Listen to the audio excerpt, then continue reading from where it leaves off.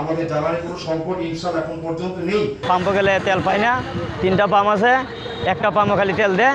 তেলের সরবরাহটা বাড়াও সুনামগঞ্জ, 3টা পাম্পে তেল দেওক এবং গ্রাম পর্যায়ে তেল বিক্রি করক। এই মোটরসাইকেল ছাড়া ভাই আমাদের এলাকার কোনো যানবাহন নাই, রাস্তাঘাটও নাই। প্রায় 25,000 মোটরসাইকেলের মধ্যে এখন মনে হয় 500 মোটরসাইকেল চলেন না। সবার অবস্থা খুবই বেহাল অবস্থা। আমরা সরকারের দৃষ্টি আকর্ষণ করতেছি যে তেলের সরবরাহটা বাড়াও সুনামগঞ্জ, 3টা পাম্পে তেল দেওক এবং গ্রাম পর্যায়ে তেল বিক্রি করক। তাইলে আমরা ভোগান্তিটা কমবো, এছাড়া আর কোনো আমরা গতি দেখলাম না।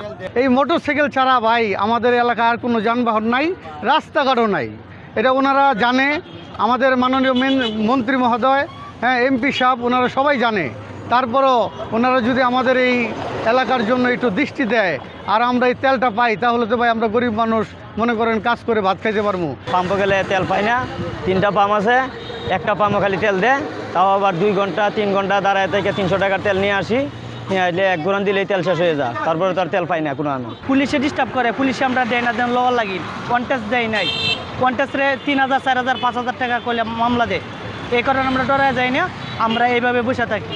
আমরা এই ড্রাইভারের কাছ থেকে যারা লাম্বার পালাই এরার কাছ থেকে লই 200 250 300 টাকা দিয়ে লইয়া চলি, এভাবে চলতেছি। 300 টাকা তেল দিলে হবে না।